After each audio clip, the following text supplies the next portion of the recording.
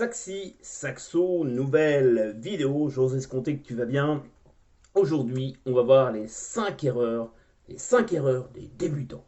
La première erreur, l'erreur classique, c'est de mal positionner son hanche. C'est-à-dire, soit tu la mets trop basse comme ça, tu vois, trop basse, ok.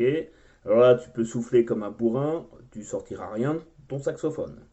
Ou soit tu la mets trop haute, comme ça, et là, c'est pareil, tu sortiras rien de ton saxophone. Alors, c'est ce qu'il faut faire, tu vas me dire, Ems, il faut la mettre à 1 mm du bord. 1 mm du bord, ok. Donc, tu la mets bien à 1 mm du bord. Ensuite, tu revisses tes vis ici, parce que sinon, ça peut se barrer, évidemment. Hein. Donc, ici, tu vois, 1 mm du bord. Et là, tu peux sortir un son facilement. Ok, donc ça en général c'est la première erreur que les débutants font. Je pose mon bec. Ensuite on a l'erreur du sol dièse, c'est-à-dire qu'on se dit tiens le sol dièse il ne marche pas, qu'est-ce que je peux faire? Alors je dis pas que ça m'est jamais arrivé au début parce que ça serait pas vrai. Donc le sol dièse, qu'est-ce qu'il faut faire quand ça colle? Alors quand ça colle le sol dièse, tu soulèves cette clé là, ici, tu soulèves cette clé là, tu vois, faire une concordance avec le sol dièse direct, sol dièse, et là ton sol dièse il va fonctionner. Et ça a l'air tout bête comme ça, mais il y a très peu de saxophonistes qui vont te le dire sur YouTube. Hein. Donc voilà, donc ça c'est hyper important, ça arrive très très souvent chez les débutants que ça colle. Hein. Pas que c'est les débutants d'ailleurs aussi, ça, même avec des grands concours. Une petite anecdote comme ça, je sais que il y a quelqu'un, je ne citerai pas, mais ça lui est arrivé dans un grand concours de saxophone, et puis le sol dièse a collé, et donc après il a montré au jury que ça avait collé, tu vois.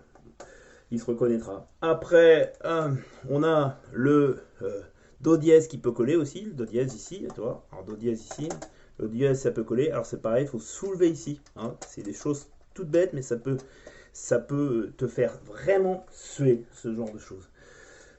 Là, alors si, ça fait la troisième chose, bien sûr, la troisième chose, c'est d'avoir une bonne posture. Jamais avoir ses jambes comme ça, tu vois. On croise ses jambes. Rien de pire que croiser ses jambes, pardon, ses jambes. Si tu croises tes jambes, c'est très mauvais pour la respiration. Rien de pire que de croiser ses jambes. Hein, d'accord? Quatrième chose, pardon. La quatrième chose, bien sûr, c'est de bien régler ton collier et pas l'avoir trop bas. Ce qui arrive très souvent, tu vois, si je mets mon bec ici, voilà, et ben là, tu vois, c'est trop bas, j'aurais pas, ça n'arrive pas, ou le mettre trop haut, voilà, je suis ici, tu vois, c'est pas dans ma bouche. Donc il faut bien que je règle mon collier. Ok? Donc ça, c'est important de bien régler le collier. Alors, la discussion, toujours, c'est le harnais ou le collier. Moi, je te dirais que ça dépend de ta morphologie. Ça dépend si tu es pas trop gros, faut mieux mettre un harnais. Hein. Si tu es un peu costaud, ça empêche, tu peux faire les deux. Tu peux faire un harnais et un collier, d'accord? Mais c'est vrai qu'ici, ça appuie beaucoup sur les vertèbres. Hein, on est d'accord? Donc il faut avoir l'habitude. Hein, c'est de la musculation ici, d'ici. Hein, ça fait de la musculation. Et puis la cinquième chose qui est hyper importante, c'est de prendre des cours, des coachings, de ne pas apprendre tout seul. C'est hyper important de ne pas apprendre tout seul. Je vais te raconter une anecdote. Moi, un jour, je me suis dit, tiens, allez Rems, je vais prendre des cours de piano. Puis évidemment, je me suis dit, j'ai pas besoin de prendre de cours, hein, trop bon. Hein. Donc je vais prendre mon cours. Et puis donc j'arrive avec ma prof d'avant. Je prenais des cours avec une prof avant. Et donc je commence. Et puis là, elle me dit, écoute, ça va pas du tout. Et là, je dis mince, qu'est-ce que j'ai fait? Qu'est-ce qui arrive? Qu'est-ce que j'ai fait? Et là, elle me fait, mais tu sais, Rémi, il faut que tu fasses les bons doigtés. 1, 3, 5, toi, par exemple. 1, 3, 5, do, mi, sol, do, mi, sol.